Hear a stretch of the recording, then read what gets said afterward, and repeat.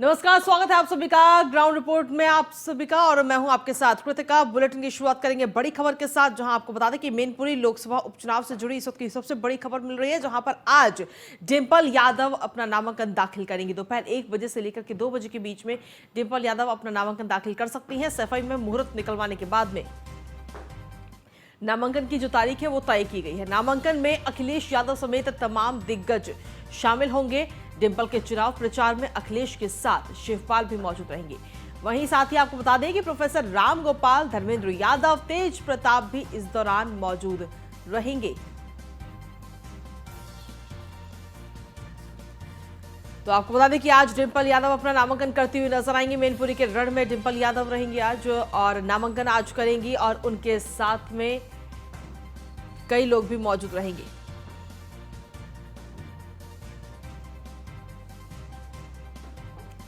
दरअसल आपको बता दें कि मैनपुरी सीट मुलायम सिंह यादव के निधन के बाद यह सीट खाली हुई थी और इस सीट पर समाजवादी पार्टी ने डिंपल यादव को उम्मीदवार बनाया।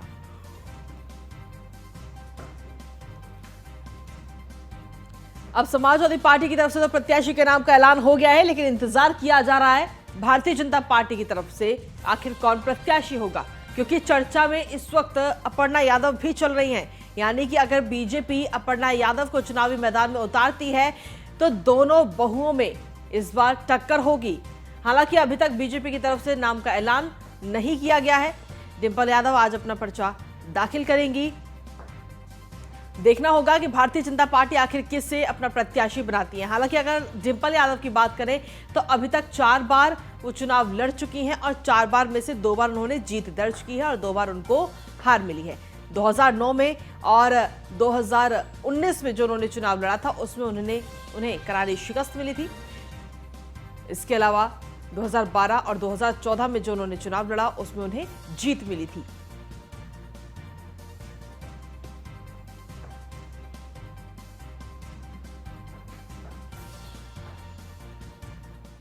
और इसी पर अधिक जानकारी देने के लिए हमारे संवाददाता अश्विनी द्विवेदी इस वक्त जुड़ गए। सीधा उन्हीं का रुख करते हैं। अश्विनी, क्या कुछ ताजा अपडेट मिल रही है इस वक्त? डिंपल यादव आज नामांकन करती हुई नजर आएंगी। बिल्कुल। समाजवादी पार्टी की ओर से मैनपुरी में आज जो लोकसभा उपचुनाव होना उसके लिए डिंपल यादव को प्रत्याशी बनाया गया था, जिसके बाद आज वो नामांकन करेंगे। निश्चित तौर पर अगर बात करें कि मैनपुरी की, तो अभी तक समाजवादी पार्टी के कब्जे में सीट रही है। काफी जद्दोजहद भारतीय जनता पार्टी ने सीट पर की हालांकि, लेकिन कभी भी सफलता नहीं मिली। इस बार पूरी संभावना है, पूरी ताकत झोंकने में लगी हुई है भारतीय जनता पार्टी की, किसी भी तरीके से जो रीत चली आ रही थी उसको समाप्त किया जाए और भारतीय जनता पार्टी के पक्ष में ये सीट लाई जाए।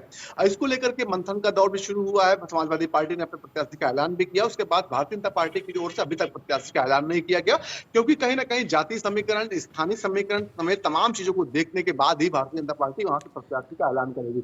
अगर बात करें समाजवादी पार्टी की, समाजवादी पार्टी इसलिए मजबूत स्थिति में है वहां पर, माना जा रहा है कि वहां पर जो समाजवादी पार्टी का कोर वोटर है, यादव वोट, वो लमसम 4.5 लाख के आसपास है। साथ ही साथ ये वोट कहीं ना कहीं समाजवादी पार्टी के पक्ष में हमेशा वोटिंग करता रहा है और इसी का नतीजा रहा है कि समाजवादी पार्टी लगातार यहां से जीतती रही। लेकिन इस बार थोड़ा सा जो स्थिति है उसमें बदलाव हुआ है, क्योंकि कहीं ना कहीं जो 2022 का विधानसभा चुनाव हुआ था उसमें 5 सीटें जो इस लोकसभा में आती है उसमें से 2 विधानसभा सीटें इसमें भारतीय जनता पार्टी के साथ में है। एक विधानसभा सीट है जहां से यशवंत नगर से, जहां से शिवपाल यादव खुद विधायक है। तो ऐसे में सबसे बड़ा सवाल है क्या यहाँ पर समाजवादी पार्टी का जादू चल पाएगा या नहीं चल पाएगा, या भारतीय जनता पार्टी कुछ नया कारनामा करने वाली है। ठीक है, आपके पास वापस आते हैं। तो आपको बता दें कि आज जब नामांकन होगा तो इस दौरान खुद समाजवादी पार्टी से कई नेता इस दौरान वहां पर मौजूद रहेंगे। अखिलेश यादव वहां पर मौजूद रहेंगे और साथ ही जानकारी ये भी है कि शिवपाल सिंह यादव भी वहां पर मौजूद होंगे आज। हालांकि बेशक अखिलेश यादव और शिवपाल सिंह यादव के बीच में तकरार जरूर देखने को मिल रही हो, लगातार बयानबाजी दोनों की तरफ से की जाती है, लेकिन उसके बावजूद भी जब डिंपल यादव मैनपुरी सीट से जब चुनाव लड़ेंगी, उपचुनाव लड़ेंगी, तो ऐसे में शिवपाल सिंह यादव कहीं ना कहीं सपोर्ट करते हुए और चुनाव प्रचार करते हुए भी नजर आएंगे। तेज प्रताप यादव भी इस दौरान वहां पर मौजूद रहेंगे चुनाव प्रचार करने में। तो मैनपुरी लोकसभा उपचुनाव से जुड़ी बड़ी खबर आप तक पहुंचा रहे हैं। आज डिंपल यादव अपना पर्चा दाखिल करेंगी, तो देखना होगा कि डिंपल यादव को समाजवादी पार्टी ने तो अपने प्रत्याशी का ऐलान कर दिया है, लेकिन भारतीय जनता पार्टी की तरफ से अभी किसी के भी नाम पर मोहर नहीं लगाई गई है। इसके अलावा रामपुर उपचुनाव की अगर बात करें तो वहां पर भी किसी भी प्रत्याशी के नाम का ऐलान अभी तक नहीं किया गया है। तो ऐसे में देखना होगा कि उपचुनाव के लिए भारतीय जनता पार्टी कब नामों का ऐलान करती है, प्रत्याशियों के नाम सामने आते हैं। हालांकि समाजवादी पार्टी निवेशक डिंपल यादव का नाम का ऐलान कर दिया और आज वो नामांकन भी भरेंगी। लेकिन अगर डिंपल यादव के जो चुनावी सफर है उस पर अगर हम नजर डालते हैं तो 2009 में डिंपल यादव ने चुनाव लड़ा था। उसके बाद में 2012 में उन्होंने चुनाव लड़ा, 2012 में उन्होंने जीत मिली। 2012 के बाद में 2014 में उन्होंने फिर चुनाव लड़ा था, 2014 में भी उन्हें जीत मिली। लोकसभा का चुनाव उस दौरान उन्होंने लड़ा था और उसके बाद में 2019 में भी उन्होंने लोकसभा का चुनाव लड़ा, लेकिन उन्हें हार मिली थी इस दौरान। तो यानी कुल मिलाकर देखा जाए तो डिंपल यादव ने अभी तक 4 चुनाव लड़े, 4 में से 2 में उन्हें जीत मिली और 2 में हार मिली। अब देखना यह होगा कि ये जो मैनपुरी का रण है इसमें डिंपल यादव जीत दर्ज करती हैं या नहीं, क्योंकि कहने के लिए तो ये मैनपुरी सीट जो है, जो पूरा क्षेत्र है, वो है समाजवादी पार्टी का गढ़।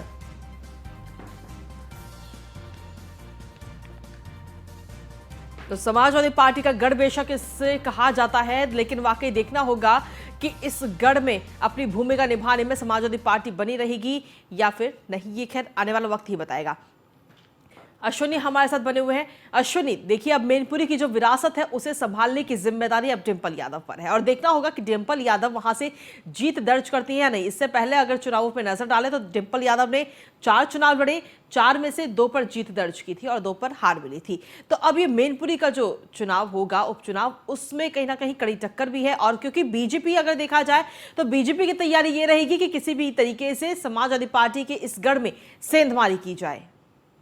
बिल्कुल, समाजवादी पार्टी कहीं ना कहीं अपना गढ़ बचाने की जद्दोजहद कर रहा है, क्योंकि इससे पहले देखा गया कि रामपुर और आजमगढ़, ये 2 सीटें थी जहां पर भारतीय जनता पार्टी लाख कोशिशों के बाद भी अपना कब्जा नहीं जमा पा रही थी। लेकिन अभी हाल ही में जो उपचुनाव संपन्न हुए थे उसमें भारतीय जनता पार्टी ने कहीं ना कहीं दोनों सीटों पर कब्जा कर लिया। इसके बाद समाजवादी पार्टी के लिए कहीं ना कहीं आज जो खतरे की घंटी बजती दिखाई दे रही है। हालांकि मैनपुरी की स्थिति दूसरी है। मैनपुरी में आज जो है कहीं ना कहीं यादव वोटर है वो बड़ी संख्या में है। साथ ही साथ जनपद के रूप में हमेशा इस्तेमाल किया गया मैनपुरी। साथ ही साथ अगर बात करें मुलायम सिंह यादव लंबे समय से वहां से राजनीति करते रहे और इस बार का जो चुनाव है कहीं ना कहीं संपैथी यानी कि सहानुभूति पर चुनाव होगा, क्योंकि मुलायम सिंह यादव की भी जल्दी मौत हुई है।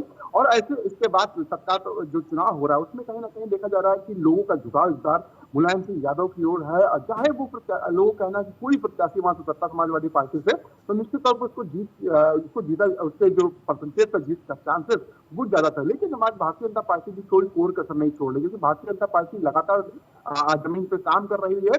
और सबसे बड़ा जब सवाल ये है, सबसे बड़ी बात ये है, जब रामपुर और आजमगढ़ का चुनाव हुआ था उस दौरान भी कहा जा रहा था कि भारतीय जनता पार्टी यहाँ चुनाव नहीं जीत पाई, लेकिन लगातार मेहनत करती रही, लगातार वहां के लिए रणनीति बनाई गई, अलग से पूरा और खाका तैयार किया गया और उसका नतीजा ये रहा कि दोनों सीटों पर भारतीय जनता पार्टी ने जीत हासिल की थी। कहीं ना कहीं इसी के चलते अभी तक जो भारतीय जनता पार्टी की ओर से जो प्रत्याशी का ऐलान होना था नहीं हो पाया, क्योंकि भारतीय जनता पार्टी बेहतर प्रत्याशी की तलाश कर रही है और जैसे ही उनको मिलेगा इसका ऐलान कर देंगे। जी बिल्कुल, ऐलान तो किया ही जाएगा, लेकिन अगर वोटर्स के हिसाब से नजर डाली जाए तो आखिर क्या कुछ तैयारी है भारतीय जनता पार्टी की? क्या वोट है उसको अपने कब्जे में किया जाए, क्योंकि यादव वोटर्स मैनपुरी में लगभग 4.5 लाख के आसपास है, जिनमें चेंज करना, जिनमें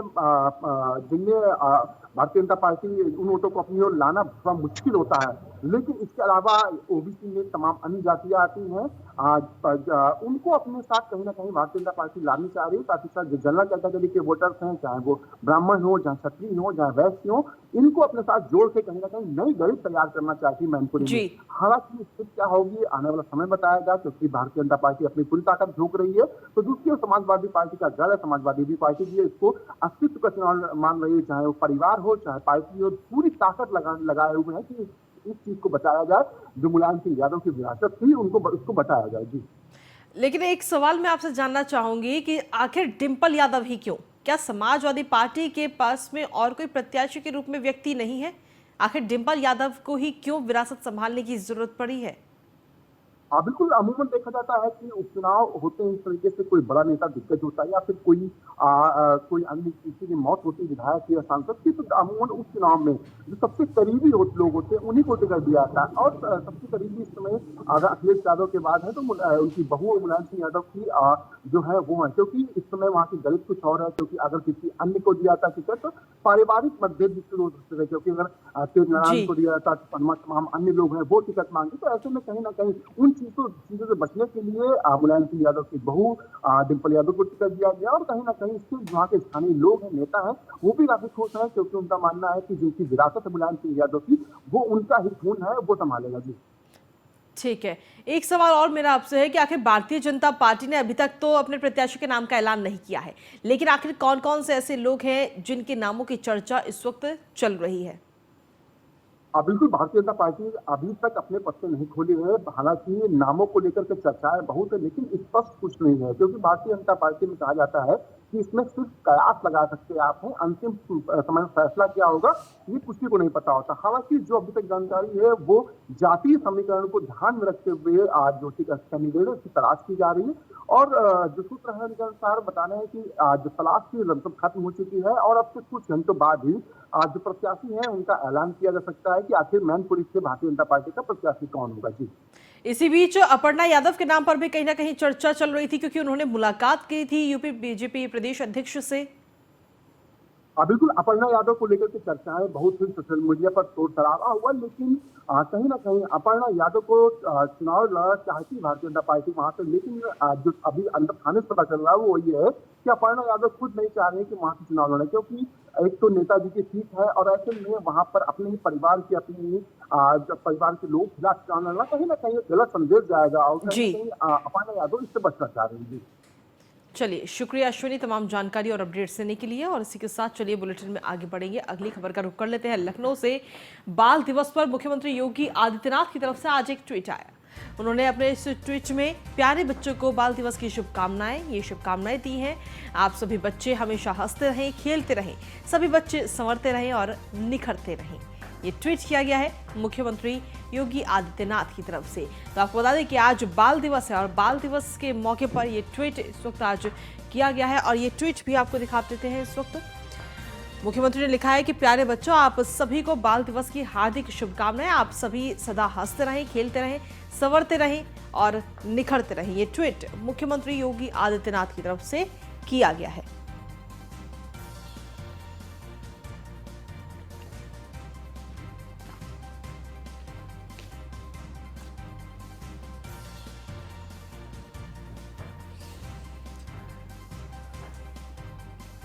तो आज मुख्यमंत्री योगी आदित्यनाथ ने बाल दिवस के मौके पर यह ट्वीट किया है और प्रदेश के सभी बच्चों को शुभकामनाएं दी हैं बाल दिवस की। और अगली खबर वाराणसी से, जहां पर ज्ञानवापी मामले में आज अहम सुनवाई होनी है। आपको बता दें कि शिवलिंग की पूजा परिसर हिंदुओं को सौंपने की मांग है और ज्ञानवापी में मुस्लिमों का प्रवेश वर्जित करने की मांग है। वादी किरण सिंह की याचिका पर आज फैसला आ सकता है। सिविल जज senior division fast track court में ये सुनवाई होगी। पिछली सुनवाई में दोनों पक्षों की दलीलें पूरी हुई थी, तो आज ये बड़ा फैसला हमें देखने को मिल सकता है। ये बड़ी खबर आप तक पहुंचा रहे हैं। ज्ञानवापी मामले पर आज फैसला आ सकता है। सिविल जज senior division fast track court में आज सुनवाई होनी है। बड़ी खबर आप तक पहुंचा रहे हैं। पिछली सुनवाई में दोनों पक्षों की दलीलें पूरी की गई और आज फैसला आ सकता है। जो शिवलिंग का जो परिसर है उसे हिंदुओं को सौंपने पर, शिवलिंग की पूजा और परिसर हिंदुओं को सौंपने की मांग जो की गई थी, और साथ ही ज्ञानवापी में मुस्लिमों का प्रवेश वर्जित करने की मांग, इन दोनों ही चीजों पर आज फैसला आ सकता है। तो ये बड़ी खबर आप तक पहुंचा रहे हैं। वादी किरण सिंह की याचिका पर आज फैसला आ सकता है। इससे पहले जो सुनवाई हुई थी उसमें दोनों ही पक्षों की तरफ से दलीलें रखी गई थी। सुनवाई पूरी हुई और आज फैसला आ सकता है। हालांकि देखना होगा कि क्या आखिर कोर्ट की तरफ से क्या फैसला दिया जाता है। तो वाराणसी से बड़ी खबर आप तक पहुंचा रहे ज्ञान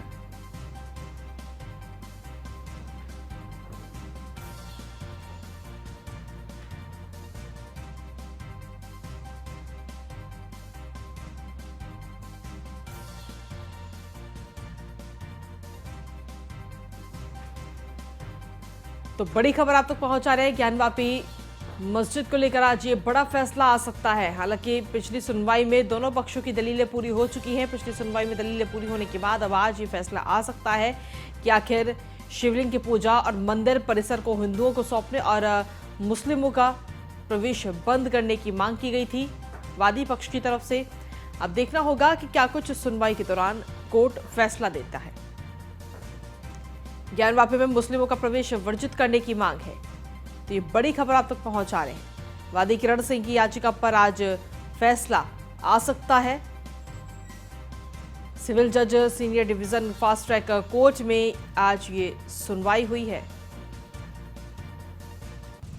बता दें कि पिछली सुनवाई में दोनों पक्षों की दलीलें पूरी हुई थी और आज सुनवाई है। ज्ञानवापी मामले में आज ये अहम सुनवाई होगी। फैसला देखना होगा कि फैसला आखिर किसके पक्ष में आता है। शिवलिंग की पूजा परिसर हिंदुओं को सौंपने की मांग की गई और साथ ही ज्ञानवापी में मुस्लिमों का प्रवेश वर्जित करने की मांग की गई। तो अब सुनवाई पूरी होने के बाद में कोर्ट क्या फैसला सुनाता है, इसके लिए थोड़ा और इंतजार हमें करना होगा, क्योंकि आज इस पूरे मामले पर जहां तक है आज फैसला आ जाएगा। सिविल जज senior division fast track court में ये सुनवाई हुई है और सुनवाई पूरी होने के बाद में अब आज फैसला दिया जाएगा। तो कोर्ट की तरफ से क्या फैसला आता है ये देखने वाली बात होगी।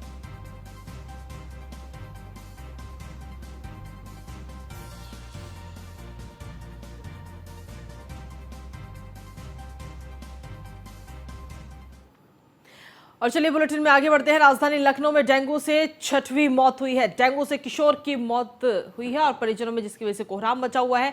परिजनों ने अस्पताल पर लापरवाही का आरोप लगाया है।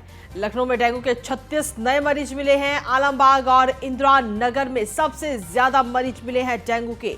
तो बड़ी खबर आप तक पहुंचा रहे हैं। बेशक चाहे प्रदेश में और साथ ही प्रदेश की राजधानी में लगातार अभियान चलाया जा रहा है डेंगू के खिलाफ। डेंगू की रोकथाम के लिए अभियान चल रहा है, लगातार फॉगिंग की जाती है, लेकिन उसके बावजूद भी डेंगू के केसेस लगातार बढ़ रहे हैं। और अब डेंगू से 6वीं मौत हो चुकी है। आलमबाग और इंदिरा नगर में सबसे ज्यादा मरीज निकलकर सामने आ रहे हैं। राजधानी लखनऊ में डेंगू से 6वीं मौत हुई है।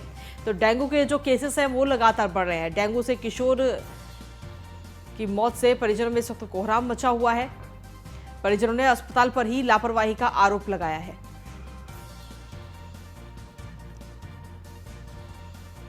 बता दें कि लखनऊ में डेंगू के 36 और नए मरीज मिले हैं। तो ये बड़ी खबर आप तक पहुंचा रहे हैं। आलमबाग और इंदिरा नगर में सबसे ज्यादा मरीज हैं डेंगू के। राजधानी लखनऊ में डेंगू से 6वीं मौत हुई है। लगातार प्रदेश में मीटिंगें हो रही हैं। सीधे तौर पर मुख्यमंत्री की तरफ से भी निर्देश दिए गए हैं। उसके बावजूद भी डेंगू पर कंट्रोल नहीं हो पा रहा है। डेंगू पर कंट्रोल करने की कोशिश लगातार की जा रही है प्रशासन की तरफ से।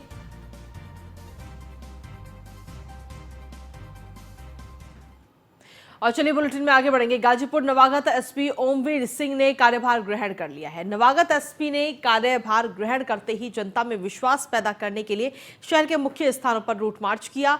एसपी ने कहा कि रूट मार्च से जहां आमजन को विश्वास होता है कि पुलिस उनके लिए ही है, साथ ही इससे आम लोगों से बातचीत करने का भी अवसर मिलता है। रूट मार्च से अपराधियों में भय पैदा होता है।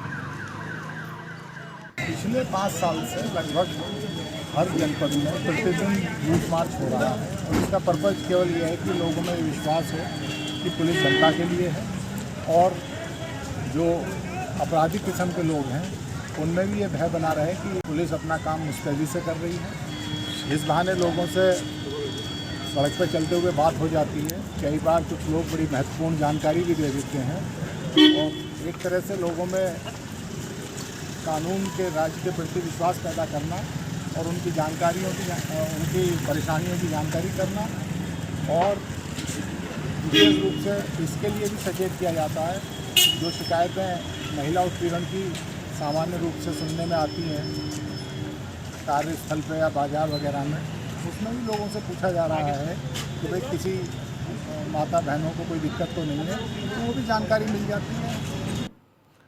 और अगली खबर की ओर रुख कर लेते हैं कानपुर से, जहां पर धार्मिक आयोजन की आड़ में अश्लील डांस परोसा जा रहा है। धनुष भंग जैसे धार्मिक कार्यक्रम के दौरान अश्लील ठुमके लगाए गए। देर रात तक बार बालाओं का यह अश्लील डांस चलता रहा। सोशल मीडिया पर भी अब वीडियो अश्लील डांस का जमकर वायरल हो रहा है। दादा नगर के नहर कोठी में ये आयोजन किया गया था, जहां पर धार्मिक कार्यक्रम था और यहाँ पर अश्लील डांस करवाया गया।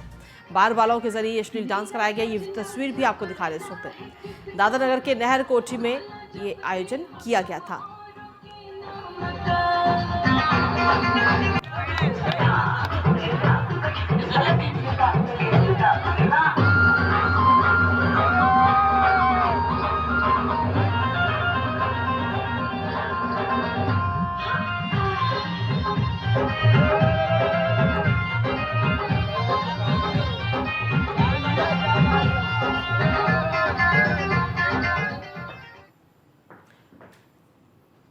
और अगली खबर बिजनौर से, जहां पर शॉर्ट सर्किट से दुकान में भीषण आग लग गई और आग लगने से दुकान में रखे जनरेटर के पार्ट्स जलकर राख हो गए। आग लगने से लाख रुपए का नुकसान भी हुआ। कड़ी मशक्कत के बाद इस भीषण आग पर काबू पाया गया। थाना नूरपुर के धामपुर चौराहे का ये पूरा मामला आप तक पहुंचा रहे हैं। अधिक जानकारी के साथ संवाददाता फैजल खान जुड़ गए हैं। फैजल, क्या कुछ ताजा अपडेट है? देखिए, बिल्कुल मैं आपको बता दूं, काफी घंटे के प्रयास के बाद शॉर्ट सर्किट से जो आग लगी थी जनरेटर की पार्ट्स की दुकान पे, काफी घंटे का प्रयास किया पुलिस प्रशासन ने और आग को काबू पा लिया। लेकिन बात की जाए अगर नुकसान की, तो लाखों का नुकसान जनरेटर की दुकान पार्ट्स वाले का हो चुका है। और जो अग्निशमन विभाग की टीम है वो साफ कह रही है कि जाँच करके जो इसका मुआवजा होगा वो दिलाया जाएगा। चलिए, शुक्रिया तमाम जानकारी देने के लिए। और अगली खबर गाजियाबाद से, जहां पर पुलिस और बदमाशों के बीच मुठभेड़ हुई। साहिबाबाद थाना पुलिस और बदमाशों के ये मुठभेड़ हुई है। बदमाश अजय यादव को गिरफ्तार किया गया और एक बदमाश फरार हो गया है। चेकिंग के दौरान रोकने पर ये दोनों बदमाश भाग रहे थे। जवाबी फायरिंग में एक बदमाश के पैर में गोली लगी है। गिरफ्तार अजय यादव पर लूट के कई मामले दर्ज हैं। आज दिनांक 13/11/2022 को थाना क्षेत्र साहिबाबाद के संजय नगर कॉलोनी कट पे थाना क्षेत्र साहिबाबाद की टीम के द्वारा संदिग्ध वाहन और व्यक्तियों की चेकिंग की जा रही थी। इसी बीच लाल पल्सर मोटरसाइकिल पर सवार होकर दो व्यक्ति उधर से गुजरे। जब इनको पुलिस टीम द्वारा रोकने का प्रयास किया गया तो ये रुके नहीं, बल्कि पुलिस टीम पर फायर करके हिंडन पुल की तरफ भागे। पुलिस टीम के द्वारा उनकी घेराबंदी की गई तो उनकी गाड़ी फिसल गई और वो गिर गए। इसी बीच जब पुलिस टीम ने उनको पकड़ने का प्रयास किया तो उन्होंने पुलिस टीम पर दोबारा फायर कर दिया। जवाबी फायरिंग में एक अपराधी के पैर में गोली लगी, दूसरा अपराधी मौके का फ़ायदा उठाकर भाग गया। जो अपराधी जिसको गोली लगी उसका नाम अजय यादव है, जो आगरा का रहने वाला है। इससे 6 लूट के मोबाइल, तमंचा अभी और जो मोटरसाइकिल जिससे चल रहे थे ये भी लूट का है, जो आगरा से इन्होंने लूटी है, बरामद हुआ है। आज दिनांक 13/11/2022 को। अगली खबर गाजियाबाद से, जहां पर जंजीर से लटकाकर कुत्ते की बेरहमी से पिटाई की गई है। कुत्ते को जंजीर से लटकाकर पीटने का वीडियो भी वायरल हुआ है। वीडियो में 3 युवक कुत्ते की बेरहमी से पिटाई कर रहे हैं। कुछ महीने पुराना ये वीडियो बताया जा रहा है। हालांकि वीडियो की जांच लगातार जारी है। लोनी क्षेत्र के ट्रॉनिका सिटी के इलायचीपुर की पूरी घटना आप तक पहुंचा रहे हैं, जहां पर एक कुत्ते को जंजीर से लटकाकर के उसकी बेरहमी से पिटाई की गई है। हालांकि जब वीडियो की जांच फिलहाल की जा रही है कि आखिर ये वीडियो कब का है। जो बताया जा रहा है कि कुछ समय पहले का ये वीडियो है, पर देखिए किस तरीके से बेरहमी से कुत्ते की पिटाई की जा रही है। उसको जंजीर से लटका दिया और फिर उसकी पिटाई कर रहे हैं। वीडियो में 3 युवक कुत्ते की बेरहमी से पिटाई करते हुए नजर आए हैं। देखना होगा कि अब कब इस पर मामले पर कार्रवाई की जाती है और इन तीनों ही युवकों को गिरफ्तार करके इनको कड़ी सजा दी जाती है। अगली खबर इटावा से, जहां पर यात्रियों से भरी हुई एक बस में अचानक से भीषण आग लग गई और आगरा लखनऊ एक्सप्रेसवे पर टूरिस्ट बस में ये भीषण आग लगी है। जयपुर से नेपाल ही प्राइवेट बस जा रही थी। 17 यात्री इस बस में सवार थे। हालांकि सभी यात्री सुरक्षित हैं। जानकारी मिली है कि शॉर्ट सर्किट की वजह से ये भीषण आग लगी है बस में। आगरा लखनऊ एक्सप्रेसवे पर टूरिस्ट बस में ये भीषण आग लगी है। जयपुर से नेपाल ये प्राइवेट बस जा रही थी। इसी दौरान ये बस हादसे का शिकार हो गई। 17 यात्री इस बस में सवार थे। हालांकि समय रहते ही सभी को आग बस में से बाहर निकाल लिया गया। इस आग की वजह बताई जा रही है शॉर्ट सर्किट। ये तस्वीर भी आपको दिखा रहे हैं इस वक्त। इटावा में यात्रियों से भरी हुई इस बस में भीषण आग लगी है। ये तस्वीरें भी दिखा रहे हैं आपको। आगरा लखनऊ एक्सप्रेस वे पर टूरिस्ट बस में ये भीषण आग लगी है। ये बस जयपुर से नेपाल जा रही थी, प्राइवेट बस थी ये। और जैसे ही आग की सूचना मिली तुरंत ही सभी यात्रियों को सकुशल बाहर निकाला गया। इस बस में 17 यात्री उस वक्त सवार थे और सभी 17 यात्रियों को तुरंत ही वहां मौके पर जो मौजूद थे ड्राइवर, उनको तुरंत ही वहां से बाहर निकाला गया। हालांकि बस में जो ये आग लगी है उसकी वजह शॉर्ट सर्किट बताई जा रही है। न्यूज़ 1 इंडिया पर एक्सक्लूसिव तस्वीरें इस वक्त आपको दिखा रहे हैं। इटावा की ये तस्वीरें हैं जहां पर ये भीषण आग एक प्राइवेट बस में लगी है। आप लोग हैं? हाँ जी। किसी के रोड पे तो नहीं है? नहीं, सब ठीक। और खबरों का सिलसिला न्यूज़ 1 इंडिया पर यूं ही लगातार जारी है, लेकिन फिलहाल ग्राउंड रिपोर्टर में इतना ही। नमस्कार।